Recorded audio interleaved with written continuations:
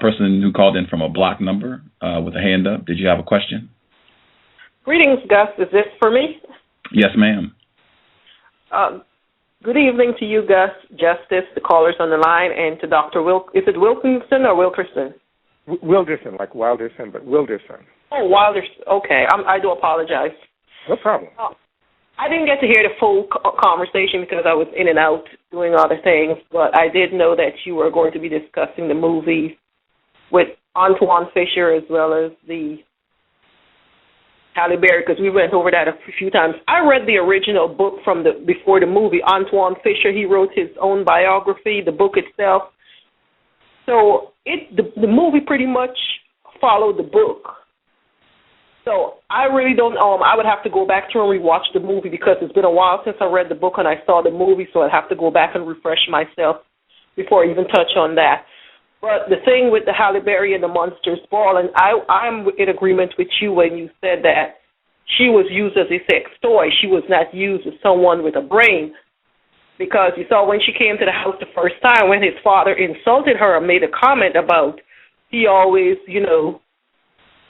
went around with black women and it's always good for him to get his groove on or whatever it is with her, as if though she was just a toy. She was not going to be around for long. He was just going to use her, and then when he's going to go back and find him another good white woman to settle down with. So, but one thing I couldn't quite understand, and maybe I need to watch the movie again, and maybe y'all could refresh me.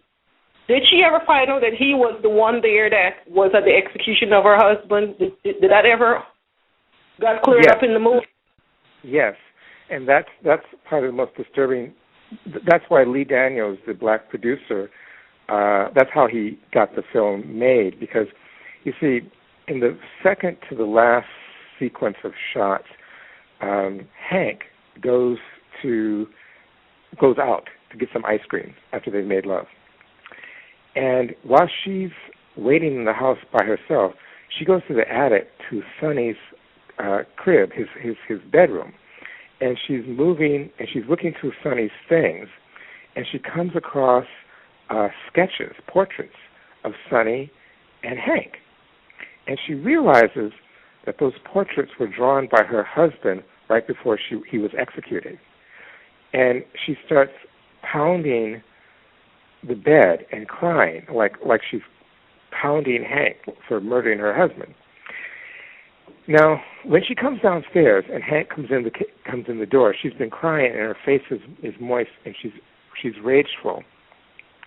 And Lee Daniels had the cinematographer shoot her in what we call a mid-level or mid close-up.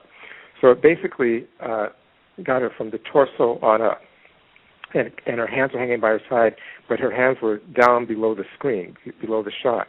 And very interesting. One time I saw it at Black Theater, and somebody said, "Oh shit, she's got a gun."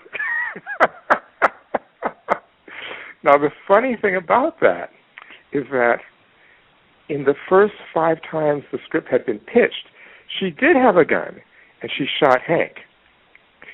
And this time, when we do a wide-angle shot and we see her hands, there's nothing in her hands, and they go outside and eat ice cream. But the direct answer to your question is yes, at that moment, upstairs in the attic, she found out that he had killed her husband. I want to get the next person that called in, but I want to just add a Dr. Francis Cress Welsing moment, author of the ISIS Papers. I believe, if memory serves, they were eating chocolate ice cream. That's right. Yep, I thought so. I am almost speechless. The only 2 things I can get out is that we just spent about a week discussing the work of Lee Daniels. We were looking at Shadow Boxer with Cuba Gooding Jr. For those who don't know this film, Cuba Gooding Jr., black male, is in a sexual relationship with his white stepmother who killed his black father in front of him when he was 6 years old. That's Lee Daniels, Shadow Boxer, 2005. Incidentally, his Cuba Gooding Jr.'s father also abused and killed his black mother. That's Shadow Boxer. Shadowboxer 2005. This same man also brought us Precious. What is your line again? Police brutality, just like the mutilation of black bodies in cinema, is absolutely necessary for the mental, psychological, the unconscious coherence of the rest of the world. Professor Frank B. Wilderson III. My last question, I'm going to have to chunk all this down to one because I do want to give folks an opportunity to ask questions before 7:09.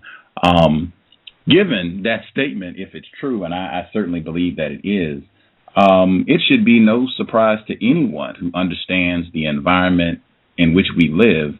Monsters Ball, Last King of Scotland, Training Day, Green Mile, Pulp Fiction, Hustle and Flow, Driving Miss Daisy.